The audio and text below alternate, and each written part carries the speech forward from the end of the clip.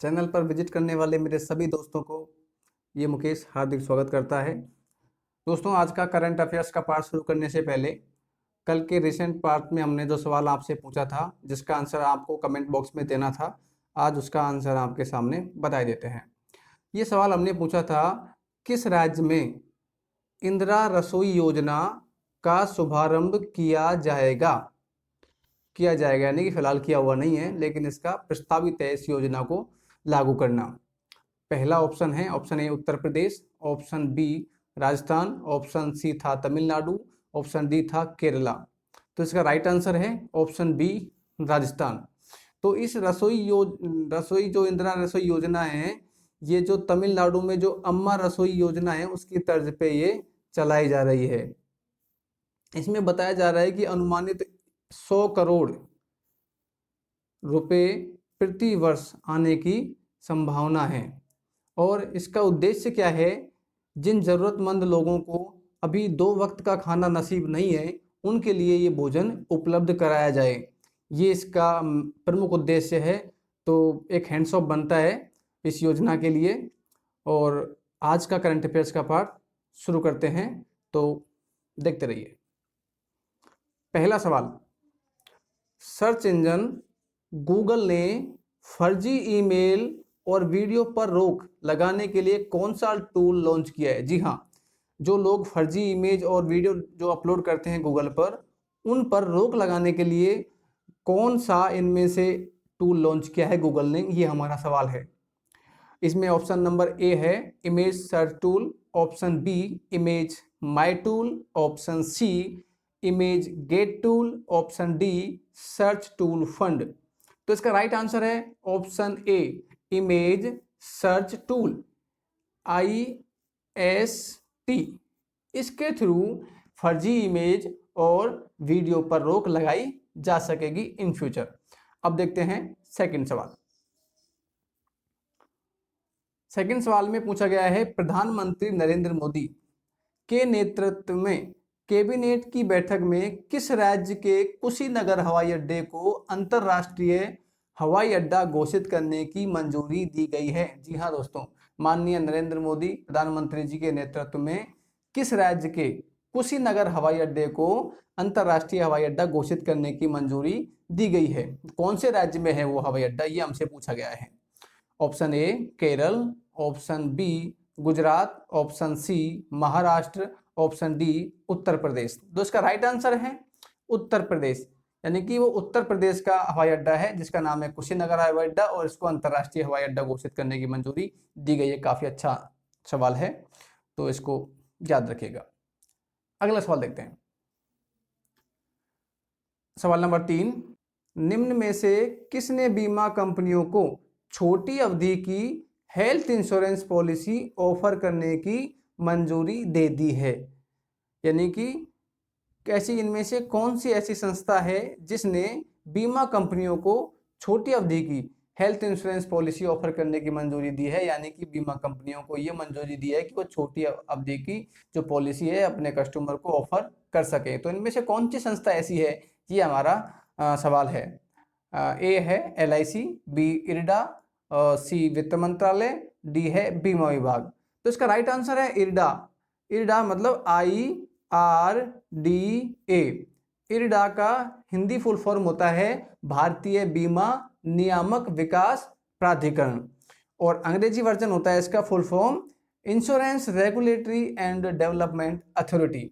इसने बीमा कंपनियों को छोटी अवधि की हेल्थ इंश्योरेंस पॉलिसी ऑफर करने की मंजूरी दी है। नेक्स्ट सवाल देखते हैं। चौथा सवाल है यहां पर, अमेरिका के पूर्व राष्ट्रपति बराक ओबामा ने राष्ट्रपति पद के चुनाव के लिए बाइडेन के फंड रेजर में रिकॉर्ड कितनी रकम जुटाई है? तो इसमें फंड रेजर नाम से कोई ये फंड रखा जाता है, जहां पर कोई अनुदान में दिया गया हो, डोनेशन में दिया गया हो, वो फंड इसमें रखा जाता है। तो इस फंड रेजर नाम दिया है इसको। तो इस फंड रेजर में कितनी रकम जुटाई है किसने? पूर्व राष्ट्रपति जी बराक ओबामा ने राष्ट्रपति पद के चुनाव के लिए। तो ये हमारा सवाल हमसे पूछा गया है। Option A $50, option B option A है $50 lakh, option B $110 lakh, option C $220 lakh, option D $310 lakh. तो इसका राइट आंसर है दोस्तों $110 लाख। इतनी राशि जुटाई है इन्होंने। नेक्स्ट सवाल पे आते हैं। ये सवाल है विजडन इंडिया के एक सर्वे में, किसके सर्वे में? विजडन इंडिया के एक सर्वे में किस खिलाड़ी को भारत के पिछले 50 वर्ष के टेस्ट इतिहास का सर्वश्रेष्ठ बल्लेबाज चुना है? जी हाँ, 50 वर्ष के टेस्ट इतिहास का सर्वश्रेष्ठ बल्लेबाज किसे चुना गया है विजडन इंडिया के सर्वे के अनुसार? तो ऑप्शन देखते हैं। कपिल देव ए ऑप्शन है, B option Sachin Tendulkar, C Virat Kohli, D Rahul Dravid. I think इसको सब जानते होंगे आप लोग, तो गैस कीजिएगा कौन सा आंसर हो सकता है। जी हाँ, बिल्कुल सही सोचा आपने। इसका राइट आंसर है डी राहुल द्रविड़। अब जो इस सर्वे में जो आपस में जो कंपटीशन कर रहे थे वो सचिन जी तेंदुलकर और राहुल द्रविड़ थे, जिसमें फाइनली इनमें जो विनर बन के निकला है वो है राहुल द्रविड़। नेक्स्ट सवाल देखते हैं। हाल ही में किस देश में व्हाट्सएप पेमेंट सर्विस को सस्पेंड कर दिया गया है? वो कौन सा देश है देखते हैं। ऑप्शन ए चीन, option B Japan, option C Australia, option B Brazil. तो इसका राइट आंसर है ऑप्शन डी ब्राजील। ब्राजील में व्हाट्सएप पेमेंट सर्विस को सस्पेंड कर दिया गया है। इसका खास कारण क्या है कि ये व्हाट्सएप पेमेंट सर्विस जो है इन्होंने अपने रेगुलेटरी में ऐसे रूल दिए थे जो ब्राजील की गवर्नमेंट को वो एक तरीके से मान्य नहीं थे।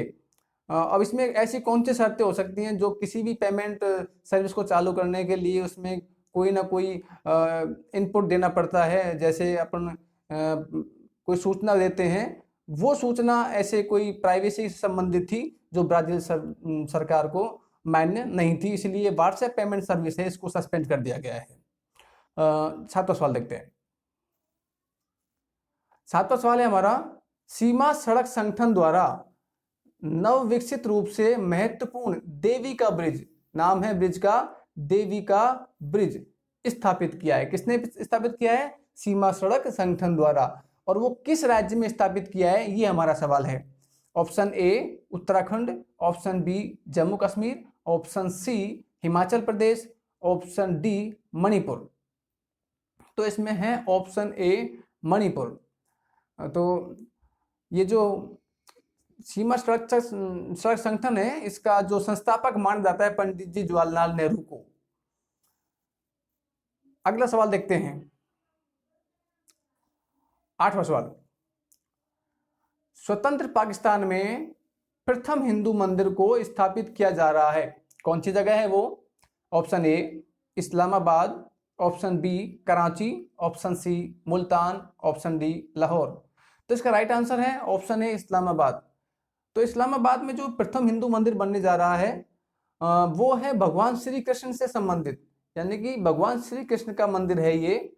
और इसमें जो अनुमानित लागत बताई जा रही है वो लगभग 10 करोड़ रुपए की लागत बताई जा रही है। और जो इसकी मंदिर बनाने की जो इजाजत दी है वो है राष्ट्रीय मानवाधिकार आयोग के आदेश से ये बनने जा रहा है। अगला सवाल देखते हैं। 9वां सवाल, भारत सरकार द्वारा प्रति बूंद, प्रति है ये प्रीति नहीं, प्रति बूंद अधिक फसल यानी कि PMDC पर ड्रॉप मैक्सिमम क्रॉप के तहत राज्यों को कितना फंड आवंटित किया गया है? सवाल मैं रिपीट कर देता हूं, भारत सरकार द्वारा, ये प्रति नहीं है दोस्तों, ये रॉन्ग टाइप हो गया, प्रति बूंद अधिक फसल, यानी कि जो ये बूंद, जो बूंद मतलब पानी, यानी कम से कम पानी में अधिक फसल उपजाई जाए, इससे संबंधित है ये जो PDMC योजना है। इसके लिए राज्यों को कितना फंड आवंटित किया गया है, ये सवाल है हमारा। ऑप्शन ए 3000 करोड़ रुपए, ऑप्शन बी 4000 करोड़ रुपए, ऑप्शन सी 3200 करोड़ रुपए, ऑप्शन डी 2800 करोड़ रुपए। तो इसका जो राइट आंसर है वो है 4000 करोड़ रुपए। तो इस योजना का उद्देश्य जैसा कि नाम से स्पष्ट है, प्रति बूंद अधिक फसल, यानी कि यह तकनीक पानी की बचत के साथ साथ श्रम खर्च उर्वरकों का उपयोग और अन्य निवेशी लागतों का कम करने का इसका उद्देश्य है, ताकि किसान जो लोग हैं अधिक से अधिक लाभान्वित हो। तो किसानों के लिए बहुत अच्छी योजना है, तो भारत सरकार के लिए हैंड्स ऑफ बनता है इस योजना के लिए। अगला सवाल देखते हैं। ये 10वां सवाल है, पहली बार कोरोना वायरस की पहचान कब हुई? Option A 1960, option B 1964, option C 1963, option D 1962। तो इसका राइट आंसर है ऑप्शन ए 1960। जी हाँ दोस्तों, कोविड-19 जो है एक नया वायरस है, परंतु ये जो कोरोना वायरस का ही एक प्रकार है कोविड-19, यानी कि 2019 में आया तो इसको नाम कोविड-19 दे दिया। तो ये कोरोना वायरस जो है सर्वप्रथम 1960 में सामने आया था, और जो इसकी डॉक्टर जो नाम था, उस डॉक्टर का नाम था अल्मेडा। ये अल्मेडा नाम की जो डॉक्टर है, ये स्कॉटलैंड के एक ट्रक ड्राइवर की बेटी थी। इसका जन्म हुआ था 1930 में, और इन्होंने मात्र 30 वर्ष की उम्र में यानी कि 1960 में इस वायरस की खोज की। तो कहां पर खोज की इसने? लंदन का एक हॉस्पिटल है सेंट थॉमस, वहां पर इस रोग के लक्षण पाए गए थे, तब जाके इनका पहचान की कि कोरोना वायरस है ये। तो ये बहुत इंपॉर्टेंट सवाल है, एग्जाम की दृष्टि से आ सकता है ये, क्योंकि एक कोरोना वायरस तो आप जानते ही हो पूरे विश्व में चर्चा में है, तो आने वाली एग्जामों में इसको सवाल को आप देख सकते हैं। अब देखते हैं आज जो सवाल मैं आपसे पूछने जा रहा हूँ, इसका आंसर आपको कमेंट बॉक्स में लिखना है, और मैं कल इसके बारे में डिस्कस करूँगा आपके सामने। तो ये जो सवाल है ये कह रहा है, भारतीय मौसम विज्ञान संस्थान IITM पुणे द्वारा, ये IITM जो है यानी कि भारतीय मौसम विज्ञान संस्थान, ये IITM की फुल फॉर्म क्या होती है? Indian institute of tropical metrology. Indian institute of tropical metrology, Hindi में बोलते हैं इसको भारतीय मौसम विज्ञान संस्थान, पुणे द्वारा हाल ही में जारी रिपोर्ट के अनुसार वर्ष 1901 से लेकर 2018 के दौरान भारत का औसत तापमान कितना बढ़ा है, ये सवाल हमसे पूछा है। तो इन चार ऑप्शन में से एक उत्तर होगा।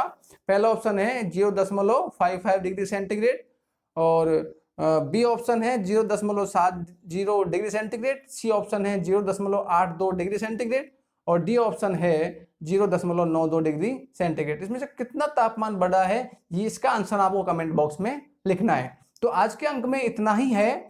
तो दोस्तों, ये जो इन्फॉर्मेशन मैंने आपको प्रोवाइड की है, इन्फॉर्मेशन यानी कि करंट अफेयर्स का जो पार्ट है, यदि आपको ये हेल्पफुल लगा हो, आपके लिए सहायक लगा हो, आपको रोचक लगा हो, तो प्लीज चैनल को सब्सक्राइब जरूर कर लीजिएगा, और साथ ही साथ बेल आइकन को दबाइएगा, ताकि जो भी वीडियो मैं नेक्स्ट टाइम डालूं आपको नोटिफिकेशन सबसे पहले प्राप्त हो। और अधिक से अधिक वीडियो को लाइक कीजिए, शेयर कीजिए, और मिलते हैं कल के अंक में। तब तक के लिए मैं मुकेश के द्वारा आपको सभी को जय हिंद, जय भारत, नमस्कार।